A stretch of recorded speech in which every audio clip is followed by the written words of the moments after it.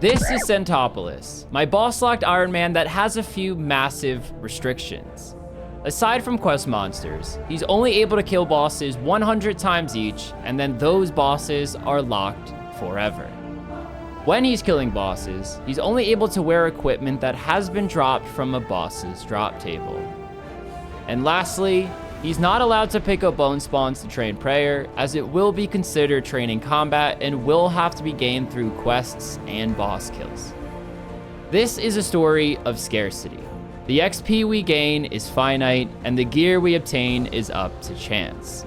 Follow me on this journey as we use unconventional strategies to take down RuneScape's bosses, only using their gear. Make sure to watch episode 1 to get caught up, and let's dive right into episode 2.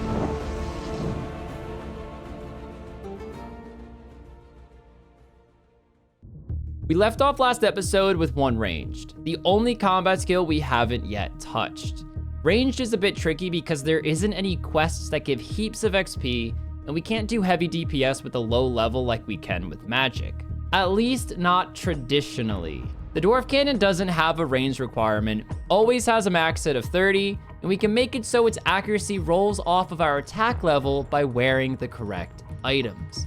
Not only can we use this to get early range levels, but there is a boss that I can save spot with only using a cannon. So it's time to make a lot of cannonballs. To kick off today's episode, we are going to have to acquire a lot of ore on the account. We want to make around 1,500 steel bars to make around 6,000 cannonballs, pair that with the 600 cannonballs we already have from the Crazy Arc, and that should be plenty to take down 100 Chaos Fanatic while using only a cannon. And the good news is that we don't even have to mine the ore ourselves. We can have access to the blast furnace just by starting the giant dwarf quest. So we need to make some money, a lot of money this episode, to not only, of course, buy the ore, but the cannon on top of that as well, which will cost a hefty 750k. So let's start picking up those wines because just like last episode, we're going to be there quite a bit. I haven't recorded myself picking up wines and making money on this account for a while, but this is probably the biggest haul that we are ever going to get. 1,500 Eclipse Red wines. I don't even want to know how long that took me to get. It was a very long time, and I don't even want to try and calculate it. But that is plenty of money for the cannon and all the ores that we need to get all the cannonballs needed. So let's bash out a few quests and start that smithing journey. And that is the Knight Sword quest. Of course, that brings us right to 29 smithing, but I did make some bronze bars from the mining we did, and that's going to top us over to 30, so we can actually make the steel bars in the blast furnace. That is the Dwarf Cannon quest completed. Let's head over to Keldegrim and start purchasing all of that ore. This should be the last inventory for all 1,500 plus steel bars. On to the last and final step, the actual smithing of the cannonballs. I actually need to purchase the cannonball mold, so I figured since I'm here, we might as well just buy the full cannon. And of course, if you talk to him, he will give you a discount of 50k, I believe. This is what 8 hours of picking up wines allows you to do. The last 108 steel cannonballs into the bank, 6,648 in total. And after about 14 hours of prep, it is finally time to start killing the Chaos Fanatic. That is going to be the next boss on the list. Not only does it allow me to train range, but it also provides extremely useful gear upgrades for future bossing. Take a look at this. There's only a 1 in 25 chance for a split bark top and bottom, a 1 in 32 chance for a set of Zami robes since they are dropped as a pair, and a 1 in 128 chance to get an ancient staff. This would be my best in slot magic gear, best in slot prayer gear, and my best in slot melee weapon. All I need to do is pray we get the drop. The cannon is ready and the gear is ready. We want to maximize the highest attack bonus that we possibly could. It doesn't have to be in the range stat. It just has to be the highest we can possibly get it.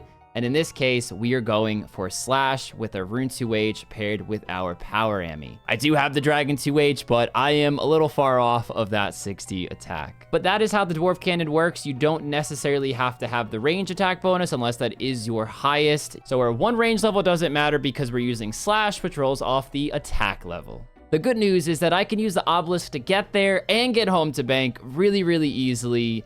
The bad news is I can't actually set the destination, so I will have to just kind of be at the whim and mercy of the wilderness on this one. And we just keep doing this until we get to 44 wilderness, and then of course 13 wilderness when we want to bank. Oh, I'm getting flashbacks to the Chaos Elliot with this teleport right here. Okay, here we are. The method is insanely simple. First off, let's drop the cannon in case we get attacked. We're not losing some very, very crucial items that I can't necessarily get back on a whim. We set the cannon right here. We simply fire it with that 75/accuracy to make sure we hit.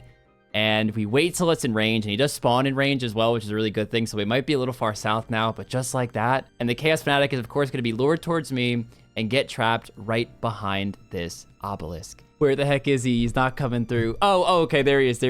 Yeah, he was getting caught behind the little floating Chaos Ellies over there. Sometimes that happens. I haven't hit it yet, which is a little nerve-wracking, to say the least. And how could I forget the best part? This cannon spot is actually a double hit cannon spot. Oh, it's already damaged. No, actually, what it is, I bet it's those bone runners because they're constantly running through and dying from the Chaos Fanatic. And since they were in combat, the game thinks I'm trying to cheese the kill. Okay, well, we are gonna have to hop. Yes, we found an empty world, and we are halfway through the first kill, and we are already 5 ranged. This is gonna be so nice. We have the first drop coming up. It's coming. A Chaos Talisman, that's the first drop. That's a little bit of a bummer, I won't lie. But we still have 99 more to go, and there is a lot, and I mean a lot of good loot on the table that we can get.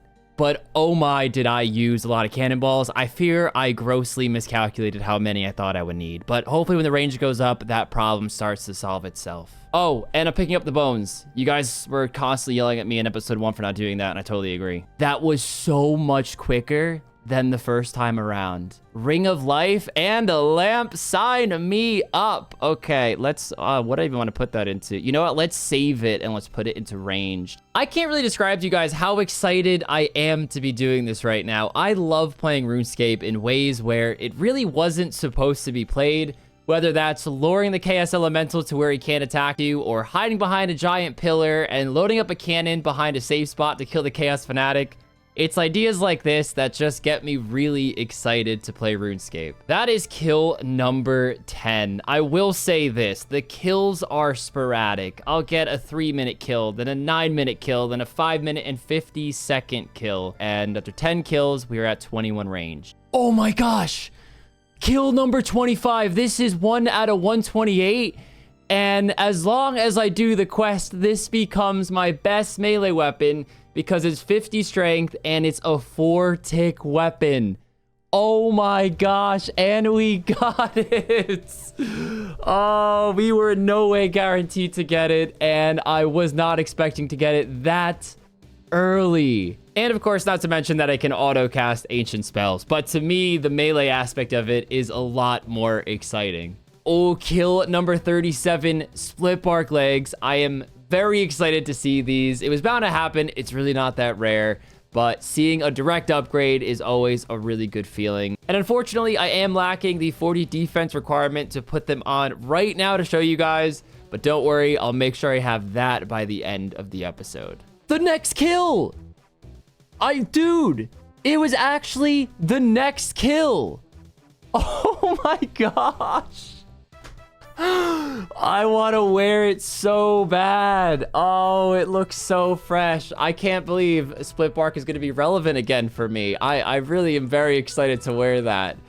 Oh man, I gotta get those levels. You know what? We should probably bank. That is kill number 47 down, and I have horrible news. We are officially out of cannonballs. Yeah, I horribly miscalculated it, but it is what it is. Thankfully, it's quite easy to make more. It's just time consuming. If we use 6,600 cannonballs to get 47 kills, I'm assuming I'll need around 7,000 cannonballs to get the rest of the 53. Our attack level hasn't changed, so our cannon is going to be the exact same as it was in the first half, unfortunately. But yeah, let's get to making those balls. It's truly insane how the RNG works sometimes in this game. I was scared I wasn't even going to get one ancient staff, and I just got my third, and that's actually the second in 3 kills. We are on our 70th kill, and that is 40 range. The first, in my opinion, big milestone for a combat skill. And it's actually quite funny. It is on par with all my melee skills. I was feeling very behind on range after the first episode, but not so much anymore. We're about to be on kill number 90, and we still don't have the Zam. Oh my God. No way, dude. It happens every time I try and talk about it. Just like the Dragon Dagger in the last episode. That is the Zamorak top and bottom. This is actually really awesome because it gives +6 prayer bonus, and when we're doing things like barrows, for example, we want to stretch that prayer as long as possible. So we will definitely be finding uses for it, and I'm just really grateful we just completed everything we wanted to get from this boss. Let's just finish out the 10 kills and move on. And we are coming up on the last and 100th kill. I'm pretty excited to get this done because it has been an absolute grind and a half. I'd say about 24-ish hours, maybe even a little more. I'd say that's kind of undercutting it, to be honest, with making the money for the cannon, making all the cannonballs, and then actually coming here and killing it. So it's been quite a grind. Oh, and we're just a slither away. But it feels really good not needing anything else from this boss and having got everything. It's just relaxing. And there it is for a sinister key to wrap it up. Let's pick up the cannon and get on out of here. That is kill number 100. And I'd say it was extremely successful. And as for the grand reveal of a range level, we managed to get to 43 ranged, which I know isn't very high, but for one boss, I would say that's pretty darn good. It's all those early levels just completely taken care of, and it gets us closer to wearing the red d'hide body and that rune crossbow. As for the drops, we can't go wrong with all of the magic upgrades that we got. The ancient staff, not only a great magic attack staff, but also a great melee weapon. And of course, we have the prayer gear, which is just the icing on the cake. We have a lot of gear that is currently unusable because of my stats, and the next boss should fix this problem. The giant mole is up next, which will be the perfect monster to raise my defense through defensive casting, allowing me to finally wear rune as well as the split bark we just achieved. But there are some benefits with the drops as well. There are a few melee upgrades with a mithril plate body and the amulet of strength, as well as a ranged upgrade with iron arrows. If we go on drop rate, we should have over 5,000 arrows to play around with. I don't really have a bow worth using just yet, but they will be really nice to have when we need them. After a ton of time spent picking up wine, we now have over 8,000 casts of Earth Bolt. He does have a 50% Earth weakness, so I am hoping we'll get him down at a nice, decent speed here. And I know I say this every single time I kill the mole these days, but how on earth is he weak to Earth spells? I mean, he lives in the earth. He should be weak to literally anything else and it would make more sense. I guess I also could have just safe spotted him where I had him trapped, but I do want to show off the safe spot method that I will be using throughout this video, since he does spawn right there and I can easily trap him right here in this little nook. All right, we do seem to be hitting here and there. I think it's gonna be faster than all the other grinds I've done thus far, which is surprising to say because it still is gonna take a really long time. But I don't want to make that claim fully just yet because, of course, the giant mole will start digging around, and that's where the true annoyance begins to surface. Get it? Surface? Okay, there he goes digging. There he goes, and now we have to run around and find him. That time was pretty easy. But when it comes to the giant mole, every time there is a hit splat on him, under half HP, he has a 25% chance to dig somewhere else in the arena. If I was using melee or range here, every time I miss an attack, it is a 0 hit splat and he has that 25% chance to dig. But with magic, every time we miss, there is no hit splat. It's a splash and he cannot dig on that attack. He can only dig when I successfully attack. And this means he'll be digging a lot less often if I'm using magic as opposed to range or melee. That's also the reason I decided not to put a cannon down as well.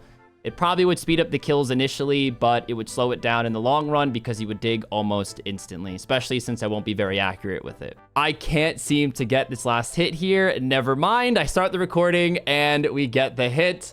That is the first kill done. And he only dug twice. That really shows the importance of magic here. That kill was also 156 casts and 8 minutes and 26 seconds. Hopefully, the moment we get that 40 defense and we can wear the split bark, this is going to speed up by just a little bit. And we'll, of course, get some magic levels along the way. I think we'll be killing it a lot faster by the end of this grind than, of course, right now. Kill number 2 for 100 U-logs. I mean, I don't really know where or how that's going to be beneficial, but just seeing nice, cool drops like that on a level 58 account is always a fun time. Ooh, Amulet of Strength. I don't know if that's going to be more useful than the Power Ammy in most situations, because anytime I use melee, there's a good chance I'll be flinching, and I want that accuracy over strength, but the option is now there, and I love having as many options as possible. Also, for the fight timer, I am using a plugin, and it can be a bit finicky. I guess that time when he dug, it reset the timer for some reason, so take those numbers with a grain of salt if they seem too low. I wasn't going to record this at first, because it seems like such a nothing drop, but I totally forgot that our best in slot plate body prior to this was an iron plate body, so a big upgrade. And for our next monster, we will need all the defense we can get. We are just one hit away. And there it is, the 40 defense. We can now wear our split bark armor and get some extra magic attack and hopefully get this guy down a little quicker. Let's actually just get the heck out of here. I can come back and finish off this kill. I'd rather save as much chaos runes as possible with better magic armor.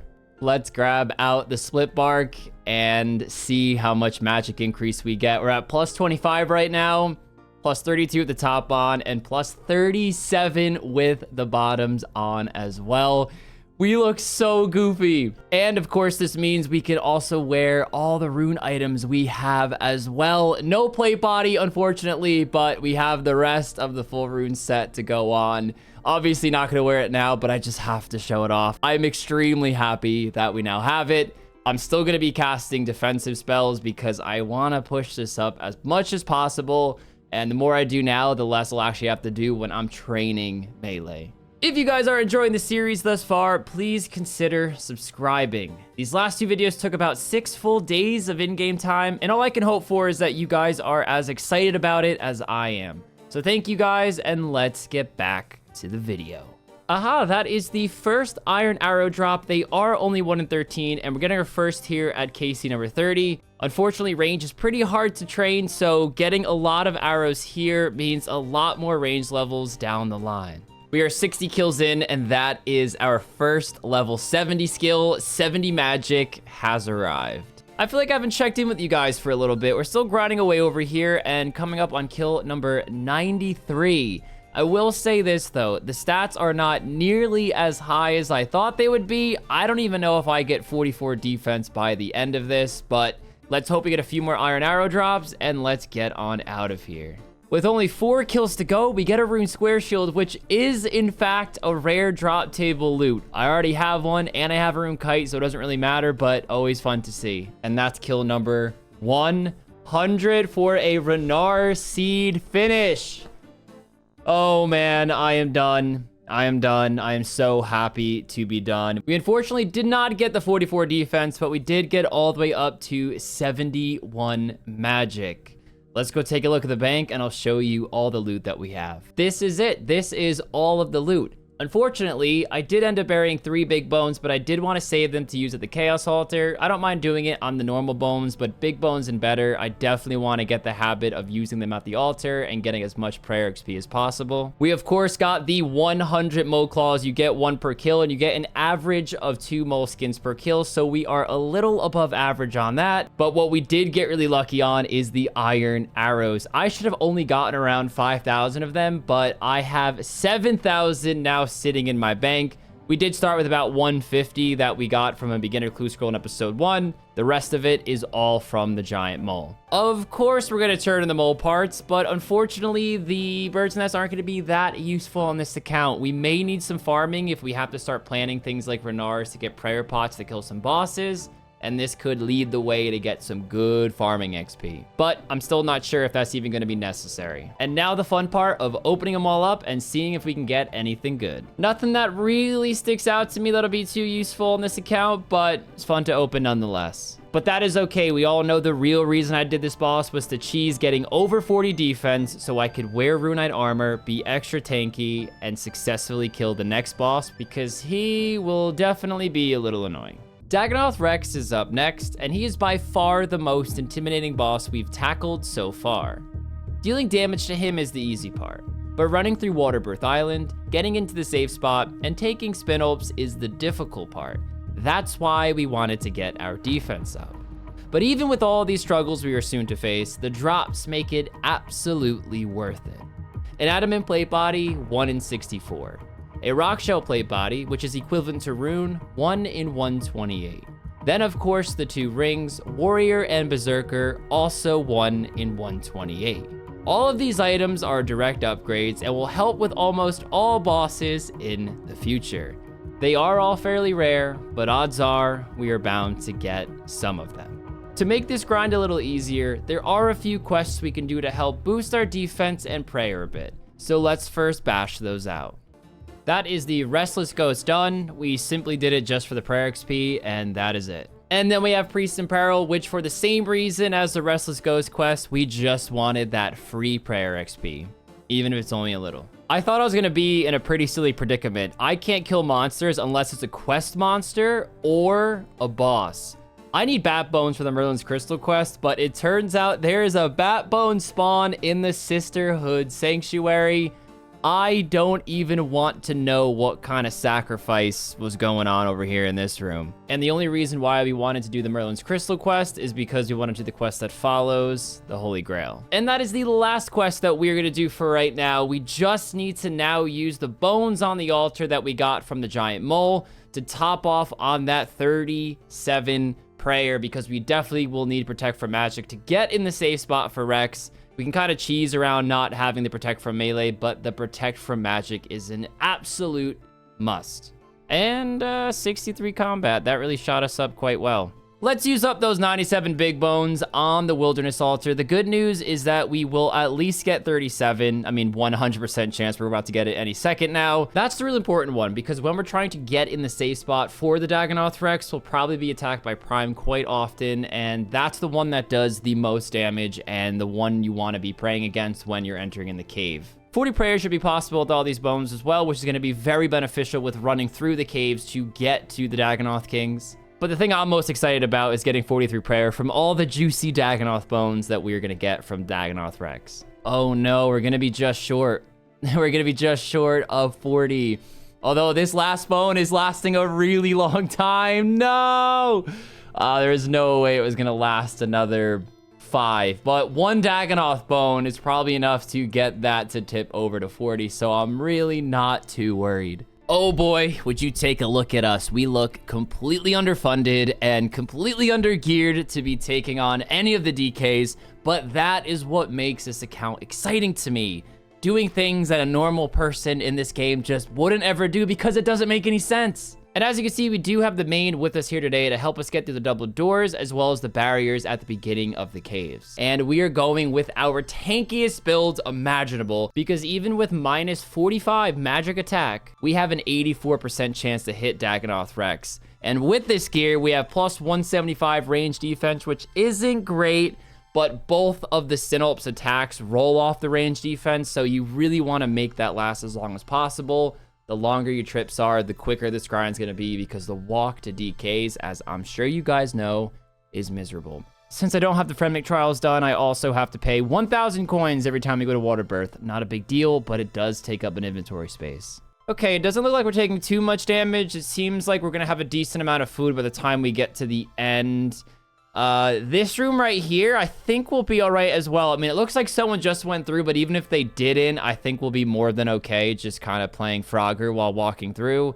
It's these rooms right here that have both melee and ranger Dagannoth. They are gonna suck the HP out of us. Although it looks like we're tanking pretty good right now. I do think we're getting a bit lucky, but it's good to see that we can still hold our own. Okay, we didn't take too much damage getting to the rock lobsters.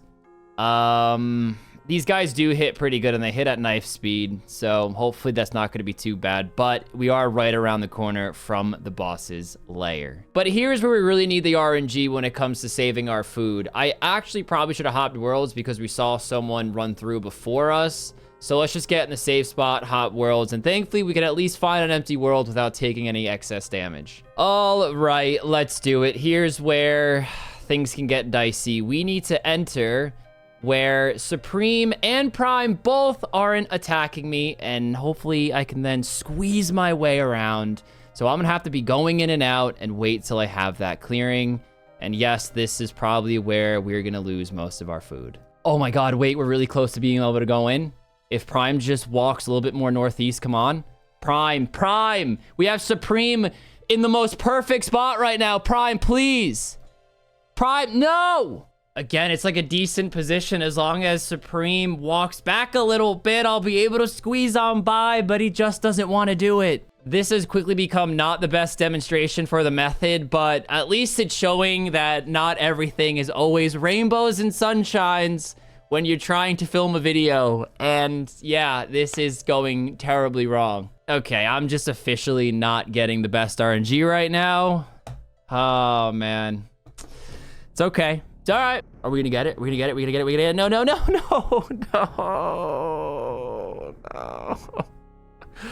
Did I get it with one food left? Oh my gosh, this is not gonna be a long trip at all, but it might be enough just to get us that 40 prayer. And honestly, that's all I need. We're in the spot. We're in the spot. Oh my gosh, okay. And then we attack. It was damaged. Oh no. I'm still gonna try to kill it. Maybe it'll go away. There's sometimes if it goes to full HP, it'll like just glitch out on the first attack. Oh, I'm gonna be devastated. It looks like maybe I have to tank one hit every time I get to the safe spot. I'll have to practice that a little bit when I can get more kills under my belt. I don't know how many kills I'm gonna get this trip. Probably just one, if that, if it even counts. This is probably the worst example I could have given as a first trip here, but at least we're in the safe spot. I really hope I do get the drop here. I'm not sure if I will because it did show the little Ironman symbol, but it hasn't come back yet. I forgot Telly's out. I'm gonna have to die. No, please get the kill. Please get the kill. Pick it up. Oh my gosh. Okay, so we actually got kill credit and I have no way out, so I'm gonna have to die. Although we have great news. That one Dagannoth bone is going to hopefully be enough to get us that 40 prayer so we can get that protect from range. It's not gonna do too much in saving damage, but it'll do a decent amount. Okay, that's it. I perished. I perished. Oh, that's such a nightmare. I did have some bad RNG. I had some genuine bad RNG. All I ask is that this gets me to 40 prayer, please. Please. Okay, and we need to consume it. Oh my gosh. Again? All right, we got it 4 times. We're already about halfway to 41 prayer. Let's go. Is this it? Is this trip number 2? Much better on the inventory. Not great, but much better.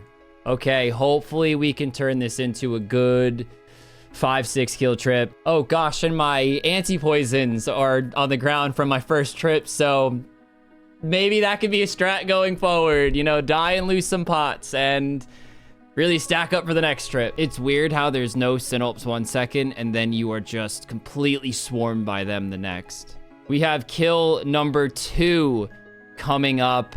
Let's see what we get. An adamant axe. Okay, not the greatest, but that's not what I'm most worried about right now. What really kind of has me worried is the 1.5 minute respawn timer for Rex.